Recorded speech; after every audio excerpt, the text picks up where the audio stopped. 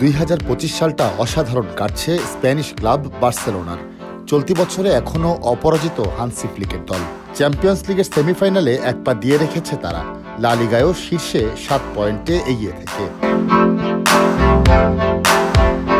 সব শেষ ম্যাচে লেগানেসের মাঠে 1-0 গোলে জিতেছে বার্সা। বান্ডেল থাকলে প্রতি সেনমানিতে টাকা বাঁচবে। বিকাশ সেনমানি বান্ডেল কিনে জিতুন প্রতি লেনদেনে। আত্মঘাতী গোল করেছেন লেগানেসের ডিফেন্ডার হোর্হে সায়েন্স। এ নিয়ে টানা 24 ম্যাচ অপরাজিত বার্সা।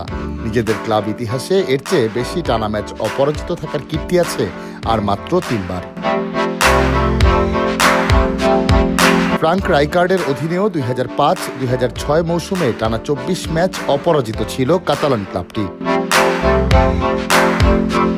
এর আগে 1973-74 মৌসুমে রাইনাস মিশেলেসের অধীনে টানা 27 ম্যাচ অপরাজিত ছিল বার্সা।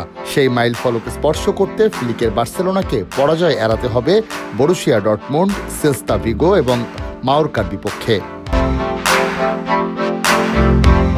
এছাড়া 2016-17 ও 2017-18 এই দুই মৌসুম মিলিয়ে 29 ম্যাচে অপরাজিত ছিল বার্সেলোনা।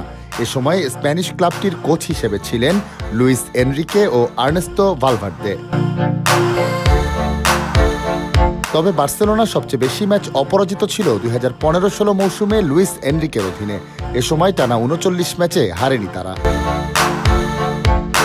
এনরিকের এই রেকর্ডে চোখ রাখতে পারবে হান্সি ফ্লিকও। তবে এই রেকর্ড ভাঙতে শুধু এক মৌসুমেই নয়, পরের মৌসুমেও শুরুর কিছুর ম্যাচ অপরাজিত থাকতে হবে বার্সেলোনার।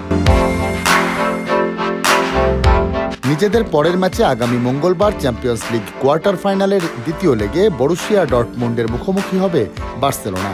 ঘরের মাঠে প্রথম লেগে 4-0 গোলে জিতে সেমিফাইনালের পথে অনেকটাই এগিয়ে ফ্লিকের দল।